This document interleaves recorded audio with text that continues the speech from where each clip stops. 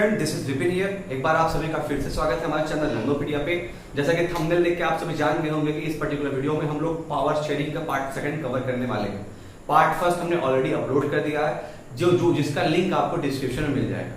तो अगर आपने पार्ट फर्स्ट नहीं कवर किया है तो जाइए, ठीक है, डिस्क्रिप्शन में लिंक दिया गया, पहले पार्ट फर्स्ट को कवर करिए, फिर पार्ट सेकंड को कवर करिए। ठीक, पार्ट फर्स्ट में हमने 3 टॉपिक्स कवर किए थे। ठीक है, introduction and definition of power sharing, second facts and ethnic composition of Belgium, and the third one is accommodation of Belgium. ठीक, और ये जो पर्टिकुलर वीडियो है, इस पर्टिकुलर वीडियो में हम श्रीलंका के बारे में कुछ फैक्ट्स जानेंगे, श्रीलंका के इथेनिक कंपोजिशन को कवर करेंगे और श्रीलंका में सिविल वार क्यों हुआ इस चीज को जानेंगे। ओके, तो यही टॉपिक्स इस पार्ट सेकंड में हम कवर करेंगे। ठीक, तो चलिए वीडियो को स्टार्ट करते हैं और इन सभी टॉपिक्स को अच्छी तरीके से कवर करते हैं। ठीक, एक और चीज आपसे बता दें, वीडियो स्टार्ट करने से पहले अगर किसी टॉपिक से कोई भी आपको डाउट है तो प्लीज उस पर्टिकुलर टॉपिक को आप कमेंट सेक्शन में मेंशन कर दीजिए, ताकि मैं सेपरेट वीडियो बना के उसको और भी अच्छी तरीके से एक्सप्रेस करने की कोशिश करूं। ठीक, अब चलते हैं, समझते हैं श्रीलंका के बारे में।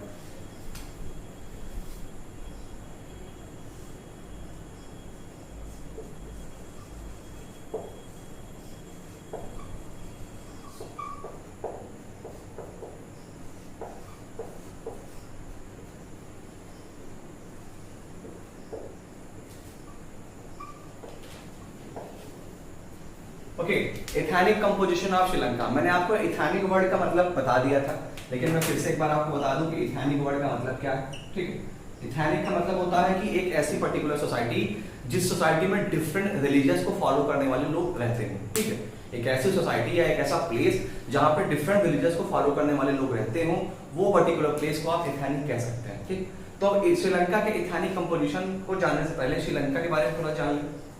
श्रीलंका एक साउथ एशियन कंट्री है जो हमारे इंडिया के साउथ में सिचुएटेड है, एक आइलैंड कंट्री है, इंडियन ओशियन में सिचुएटेड है। ओके, सेकंड थिंग, जिस तरीके से हम कॉलोनाइज हुए थे, जिस तरीके से हमारी कंट्री इंडिया कॉलोनाइज हुई थी, उसी तरीके से श्रीलंका भी कॉलोनाइज हुई थी। और श्रीलंका को आजादी कब मिली थी? तो श्रीलंका आपका आजाद हुआ था 1948 में। कब आजाद हुआ था? ये कुछ फैक्ट है जो आपको जानने जरूरी है।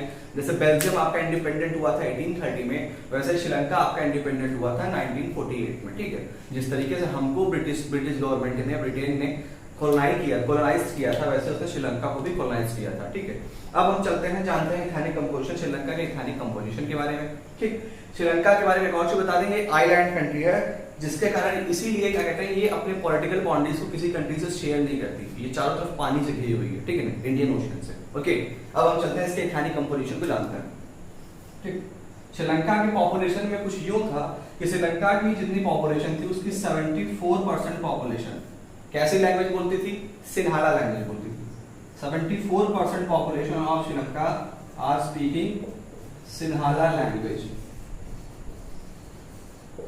ओके, ये इंपॉर्टेंट फैक्ट है। 74%, 1 2 50 60 नहीं, 74% population of Sri Lanka are speaking Sinhala language. They are Sinhalese and they promote only one religion and this religion is Buddhism. ये लोग जिस रिलीजियस को प्रमोट करते थे वो आपका कौन सा रिलीजियस था? बुद्धिज्म। ठीक है, बुद्धिज्म रिलीजियस को ये लोग प्रमोट करते थे। कौन प्रमोट करता था? सिन्हालीज। पूरे श्रीलंका की पॉपुलेशन के ये कितने थे? पूरे श्रीलंका की पॉपुलेशन के ये 74% थे। ठीक, सेकंड इसके बाद आपको बता दें, सेकंड आपके 18% आपके तमिल स्पीकर्स थे। कैसे स्पीकर्स थे? तमिल स्पीकर्स। ठीक है, जो तमिल लैंग्वेज बोलते थे। और सेकंड थिंग ये याद रखिएगा कि ये लोग किस रिलीजियस को प्रमोट करते थे? तो they are promote 2 religious and these 2 religious are Hindu and Muslim. ये लोग हिंदू और मुस्लिम इन 2 रिलीजियस को प्रमोट करते थे। ठीक है, हिंदू और religious, Hindu and Muslim religious. ठीक है, हिंदू और आपके मुस्लिम रिलीजियस को प्रमोट करते थे आपके तमिल स्पीकर। तमिल स्पीकर्स कितने थे? 18% थे। लेकिन इन 18% में भी 13% तमिल स्पीकर आपके ऐसे थे जो आपके प्रॉपर इनहैबिटेट थे श्रीलंका के, और 5% तमिल स्पीकर आपके ऐसे थे जो इंडिया से गए थे, जिनके फोरफादर इंडिया से वहां पे गए थे एज एन इंडेंचर्ड लेबर। और जब आजादी मिली श्रीलंका को तो वो लोग वहीं पे बस गए। ठीक, अब ये इंडेंचर्ड लेबर क्या था? देखिए, इस बार के हिस्ट्री में the making of global world history का चैप्टर नंबर 4 कट गया है। अगर वो पढ़ाया जाता तो आपको इंडेंचर्ड लेबर के बारे में बताया जाता। होता क्या था कि जो कॉलोनियल पावर थे वो जहां पे भी अपनी कॉलोनी स्टैब्लिश कर देते थे वहां पे वो बहुत सारे अलग अलग प्लांटेशन वर्क्स करते थे। तो उन प्लांटेशन फील्ड में वर्क करने के लिए कुछ लेबर्स की रिक्वायरमेंट होती थी, तो वो जबरदस्ती फोर्सफुली जिन भी पर्संस को उन प्लांटेशन वर्क्स में वर्क करने के लिए रिक्रूट करते थे वो पर्संस आपके इंडेंचर्ड लेबर कहलाते थे। तो इंडिया से भी उन्होंने बहुत सारे पर्सन को फोर्सफुली श्रीलंका के प्लांटेशन वर्क्स में रिक्रूट किया था वर्क करने के लिए, ठीक। तो वही आपके इंडेंचर्ड लेबर थे जो इंडिया से श्रीलंका गए थे कॉलोनाइज टाइम पे, और 1948 के बाद आफ्टर इंडिपेंडेंट वो लोग वहीं बस गए। तो ये 5% तमिल स्पीकर वही थे, ठीक। मैं एक बार फिर से बता दूं, ठीक, 18% तमिल स्पीकर्स में से 13% तमिल स्पीकर्स आपके श्रीलंका के प्रॉपर इनहैबिटेट थे, और जो 5% तमिल स्पीकर्स थे वो उनके फोर फादर इंडिया से वहां पे गए थे कॉलोनाइज टाइम में प्लांटेशन फील्ड्स में वर्क करने के लिए। लेकिन 1948 इंडिपेंडेंस के बाद वो लोग वहीं पे रह गए, ठीक। तो ये चीज याद रखिएगा, सिन्हाला स्पीकर्स आपके 74% थे and they promote only one religion, that particular religion is Buddhism. इसके बाद 18% speakers are Tamil speakers and they promote two religion, means they follow two religions and these two religions are Hindu and Muslim, and the remaining population means 8% population of Sri Lanka, 8% population of Sri Lanka are speaking both the languages. They speak Sinhala as well as Tamil, okay, and they promote only one religion and this religion is Christianity, ठीक। एक बार मैं फिर से आपको ethnic composition of Sri Lanka बता दूं। श्रीलंका की ethnic composition कुछ इस तरीके से है कि 74% वहां की पॉपुलेशन सिन्हाला लैंग्वेज बोलती थी और वो लोग एक रिलीजन को प्रमोट करते थे, वो रिलीजन था बुद्धिज्म। दूसरा 18% वहां पे तमिल स्पीकर्स थे जो आपके दो रिलीजन्स को फॉलो करते थे, एक आपका हिंदू दूसरा आपका मुस्लिम। और इन 18% तमिल स्पीकर्स में से 13% तमिल स्पीकर्स वहां के प्रॉपर इनहैबिटेड थे और 5% आपके इंडियन तमिल थे जिनके फोर फादर वहां पे कॉलोनियल पास्ट के टाइम पे गए हुए थे, ओके। इसके बाद जो रिमेनिंग पॉपुलेशन बचती है 8%, वो दोनों लैंग्वेजेस बोलते थे, तमिल भी बोलते थे और सिन्हाला भी बोलते थे, और वो जिस रिलीजियस को प्रमोट करते थे वो रिलीजियस आपका था क्रिश्चियनिटी, ठीक। तो I hope ethnic composition of Sri Lanka आपको समझ में आ गया हो। एक और इंपॉर्टेंट पॉइंट आपको बता दें, यहाँ पे बेल्जियम की तरह, यहाँ पे बेल्जियम में जो ब्रसेल्स कंट्रोवर्शियल पॉइंट था, श्रीलंका में ऐसा कोई भी कंट्रोवर्शियल पॉइंट नहीं था। वहां पे क्या था बेल्जियम में कि उसकी कैपिटल सिटी में आपके डच माइनॉरिटी में थे और पूरी कंट्री में मेजॉरिटी में थे। यहाँ पे ऐसा कुछ भी नहीं है, यहाँ पूरी कंट्री में भी आपकी मेजॉरिटी में कौन है, सिन्हाला, और श्रीलंका की जो कैपिटल है कोलंबो, वहां पे भी आपकी मेजॉरिटी में कौन है, सिन्हाला। तो यहाँ पे ब्रसेल्स की तरह कोई भी कंट्रोवर्शियल पॉइंट नहीं है। तो क्या यहाँ पे अब सिन्हालास अपनी मेजॉरिटी को एंजॉय कर पाएंगे, ये चीज देखने लायक है। तो चलो सेकंड पॉइंट देखते हैं जिसमें हम आपको बताएंगे श्रीलंकन सिविल एक्ट 1956 के बारे में।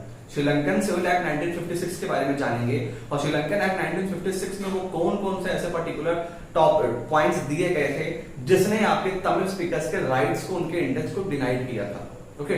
तो चलो उस पर्टिकुलर टॉपिक को देखते हैं और उस पर्टिकुलर टॉपिक के बारे में जानते हैं। अब देखिए ये रहा आपका सेकंड पॉइंट, श्रीलंकन एक्ट 1956। मैंने आपसे बताया ना कि 1948 में श्रीलंका कॉलोनाइज पावर से इंडिपेंडेंट हो जाता है, जिसके बाद फिर क्या कहते हैं वहां पे जो मेजॉरिटी ऑफ पॉपुलेशन थी वो सिन्हाला स्पीकर थी। तो जाहिर सी बात है जो मेजॉरिटी में होगी गवर्नमेंट बनाने के चांसेस भी उसके ज्यादा होंगे। तो सिन्हालास गवर्नमेंट ने, सिन्हालास स्पीकर्स ने अपनी गवर्नमेंट बनाई और गवर्नमेंट बनाने के बाद सिन्हालास स्पीकर्स ने 1956 में एक एक्ट पास किया और उस एक्ट ने सिन्हालास स्पीकर्स के मेजॉरिटी मेजर को एस्टैब्लिश कर दिया। देखो 1956 में आपके सिन्हालास गवर्नमेंट ने एक एक्ट पास किया जिसको कहा जाता है श्रीलंकन एक्ट ऑफ 1956, जो इस पर्टिकुलर एक्ट में आपके सिन्हालास के मेजॉरिटेरियन मेजर्स को बता दिया कि किस तरीके से सिन्हालास ने अपने मेजॉरिटी को श्रीलंका में एस्टैब्लिश कर दिया इस एक्ट की मदद से, ओके। अब कौन कौन से पॉइंट थे इस पर्टिकुलर एक्ट में, चलिए जानते हैं। सबसे पहला क्या कहा गया इस एक्ट में कि the only official language of Sri Lanka are Sinhala, ठीक। कहा गया कि ओनली ऑफिशियल लैंग्वेज आपके श्रीलंका की अब क्या होगी, सिन्हाला होगी, ठीक। Only official language of Sri Lanka Sinhala, ठीक। केवल श्रीलंका की जो अब ओनली ऑफिशियल लैंग्वेज होगी वो सिन्हाला होगी।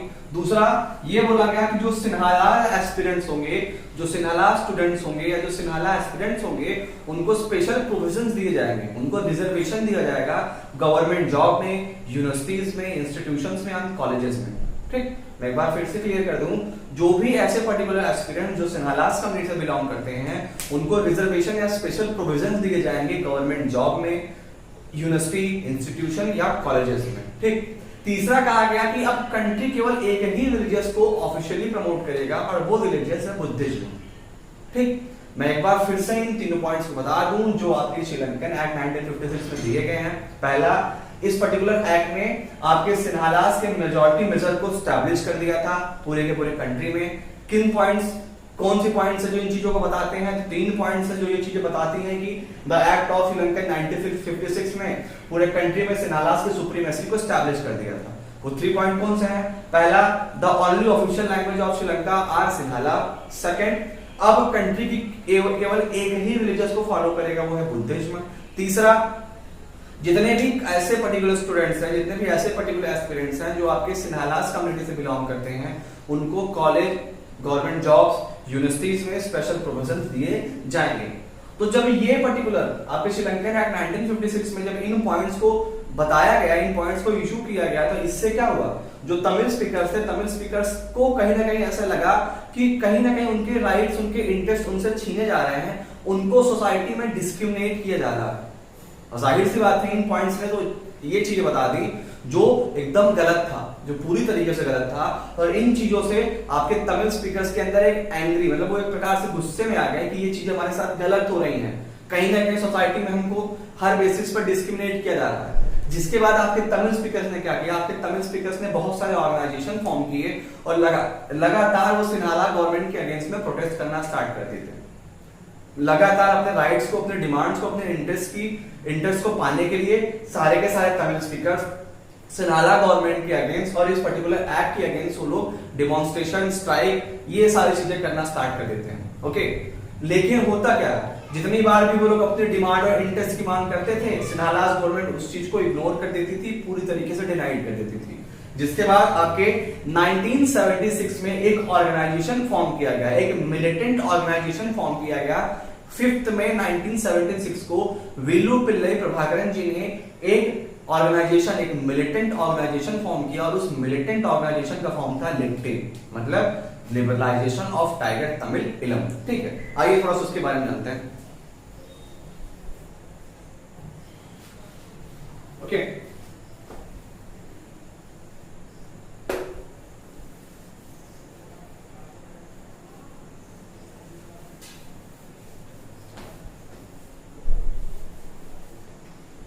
तो आई होप आप लोगों को इथेनिक कंपोजिशन ऑफ श्रीलंका और द एक्ट ऑफ श्रीलंका 1956 भी समझ में आ गया हो। ठीक, दोनों चीजें आपको अच्छे समझ में आ गई हैं। कोई डाउट अगर हो तो प्लीज कमेंट सेक्शन में जरूर मेंशन कर दीजिएगा, हम थोड़ा सा आगे बढ़ रहे हैं। ओके, अब इसके बाद क्या होता है कि जब ये एक्ट आता है, एक्ट में जो भी पॉइंट दिए गए थे उन पॉइंट से ये साफ साफ पता चल रहा था कि आपके सिन्हालास स्पीकर ने, सिन्हालास गवर्नमेंट ने पूरे कंट्री में अपनी सुप्रीमेसी को एस्टैब्लिश कर दिया था और तमिल स्पीकर्स के राइट्स को, उनके डिमांड्स को पूरी तरीके से डिनाइड कर दिया था। जिसके बाद तमिल स्पीकर्स ने लगातार बहुत सारे ऑर्गेनाइजेशंस फॉर्म किए और अपने डिमांड के लिए वो लोग लड़ते रहे, लेकिन हर बार उनको क्या होता था? हर बार उनके डिमांड्स को डिनाइड कर दिया जा रहा था। जिसके बाद विल्लू पिल्लई प्रभाकरन जी ने 5 मई 1976 को एक ऑर्गेनाइजेशन, एक मिलिटेंट ग्रुप फॉर्म किया और उस मिलिटेंट ग्रुप का फॉर्म नाम था लिट्टे। आपसे पूछा जा सकता है कि हु फॉर्म लिट्टे या इन विच ईयर या what is the full form of LTTE. ठीक, तो इसलिए लिट्टे के बारे में आपको बता दूं।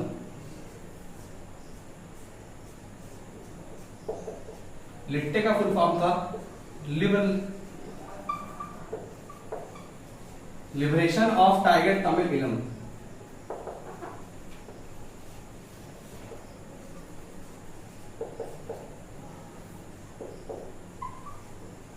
ठीक है, लिबरेशन ऑफ टाइगर तमिल इलम आपके लिट्टे का फुल फॉर्म था। ये फॉर्म कब किया गया था? ये फॉर्म किया गया था 5 मई 1976 को। आपको डेट नहीं याद है, कोई बात नहीं, आप ईयर याद रखिए। ठीक, किसने फॉर्म किया था? फॉर्म किया था इसको विल्लू पिल्लई प्रभाकरन ने।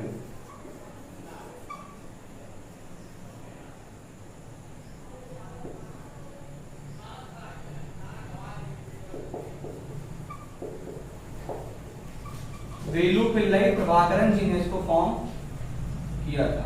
किसको? लिट्टे को। ठीक है, ये तो ठीक है, लिट्टे के बारे में आपको पता चला। लिट्टे एक मिलिटेंट ग्रुप था जो तमिल स्पीकर्स के द्वारा फॉर्म किया गया था। कब फॉर्म किया गया था? आपके 1956 में। इसके फाउंडर कौन थे? वेलुपिल्ले प्रभाकरन जी, और इसका फुल फॉर्म था लिबरेशन ऑफ टाइगर तमिल। ठीक है, इसको आपके तमिल स्पीकर्स ने फॉर्म किया था, और तमिल स्पीकर्स इस ऑर्गेनाइजेशन के बिहाफ पे, या इस ऑर्गेनाइजेशन में जो भी तमिल स्पीकर्स मेंबर थे, वो सिनालास गवर्नमेंट से डिमांड करते थे कि जो श्रीलंका का जो आपके नॉर्थ ईस्ट पार्ट है, यानी कि ये पार्ट जो नॉर्थ ईस्ट पार्ट है, ये तमिल स्पीकर्स को दे दिया जाए ताकि वो लोग अपना एक सेपरेट स्टेट बना सकें।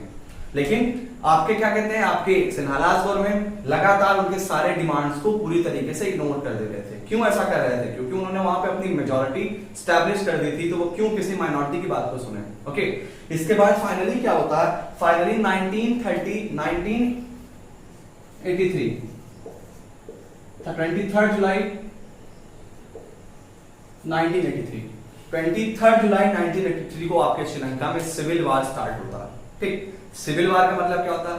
सिविल वार का मतलब एक ऐसा वार जिसमें एक पर्टिकुलर कंट्री के अंदर ही, कंट्री के इंटरनली जब किसी दो या दो से ज्यादा कम्युनिटी में ब्रूटल वार छिड़ जाता है, ठीक है, ब्रूटल वार क्रिएट हो जाता है, तो उस पर्टिकुलर चीज को कहते हैं सिविल वार। ध्यान देना। तो ठीक है, जैसा आपने देखा सिविल वार के मैंने आपको सिविल वार के बारे में बताया। सिविल वार का मतलब होता है कि जब एक पर्टिकुलर कंट्री के अंदर दो या दो से कम्युनिटी के बीच में ब्रूटल वार क्रिएट हो जाता है, तो उसको कहते हैं सिविल वार। ठीक है, बहुत ही घमासाना, बहुत बुरी तरीके से लड़ाई होती है एक पर्टिकुलर कंट्री के अंदर दो या दो से अधिक कम्युनिटी के बीच में। तो यहाँ पे लिट्टे के बीच में, मतलब कि तमिल स्पीकर्स का जो मिलिटेंट ग्रुप था उसके बीच में और आपके सिन्हालास गवर्नमेंट के बीच में ब्रूटल वार क्रिएट हो जाता है, सिविल वार क्रिएट हो जाता है। और ये स्टार्ट कब होता है? आपके 23 जुलाई 1983 को। और सिविल वार फाइनली खत्म कब हुआ था? सिविल वार आपके फाइनली खत्म हुआ था 4 मई 2009 को। मतलब 25 ईयर्स समथिंग मंथ, 25 ईयर तो 25 साल कुछ महीने तक ये वार चला। और फाइनली इसका रिजल्ट क्या हुआ कि सिन्हालास गवर्नमेंट ने लिट्टे को, या ये जो तमिल स्पीकर का मिलिटेंट ग्रुप था, इसको पूरी तरीके से खत्म कर दिया और वहां पे सिन्हालास के सुप्रीमेसी स्टैब्लिश हुई। इस सिविल वार का कोई रिजल्ट नहीं निकला, बस लाखों लोग, मिलियंस लोग इसमें मारे गए दोनों साइड से। ठीक, तो याद रखना हमने क्या देखा? हमने देखा कि बेल्जियम में ब्रसेल्स कंट्रोवर्शियल पॉइंट के होने के कारण दोनों कम्युनिटीज के लोगों ने अपने पावर को डिवाइड किया, जिससे वहां पे कोई सिविल वार जैसी कंडीशन नहीं बनी। क्यों? क्योंकि वहां पावर्स को इक्वली दोनों कम्युनिटीज में शेयर कर दिया गया। और आपके श्रीलंका में क्या हुआ? यहाँ पे सिन्हालास ने अपनी सुप्रीमेसी स्टैब्लिश की, यहाँ पे पावर का कोई डिवीजन नहीं हुआ, जिसके कारण यहाँ पे सिविल वार हुआ। तो आई होप इन दोनों स्टोरीज को पढ़ने के बाद, इन दोनों स्टोरीज को जानने के बाद आपको समझ में आ गया होगा कि पावर शेयरिंग का क्या रोल होता है, क्यों पावर शेयरिंग को डिजायरेबल कहा गया है। पावर शेयरिंग का बहुत इंपॉर्टेंट रोल होता है, क्योंकि सोसाइटी में जो कंफ्लिक्ट के चांसेस होते हैं उन पॉसिबिलिटीज को ये रिड्यूस करता है। ठीक, तो आई होप श्रीलंका का एथनिक कंपोजिशन, श्रीलंकन में सिविल वार क्यों हुआ, ये सारी चीजें आपको समझ में आ गई हो, आपने इस वीडियो को एंजॉय किया हो। अगर वीडियो पसंद आया हो तो प्लीज लाइक करिएगा। अब जो भी रिमेनिंग टॉपिक्स है वो पार्ट 3 और आपका पार्ट 4 यानी कि फाइनल पार्ट, उन 2 पार्ट में कवर किए जाएंगे, जो कि जल्दी ही आपको लर्नोपीडिया चैनल पर मिलेगा। ठीक, तो ऐसे ही चैनल के साथ बने रहिए और एसएसटी के सारे कंटेंट्स के फायदे उठाते रहिए। ठीक।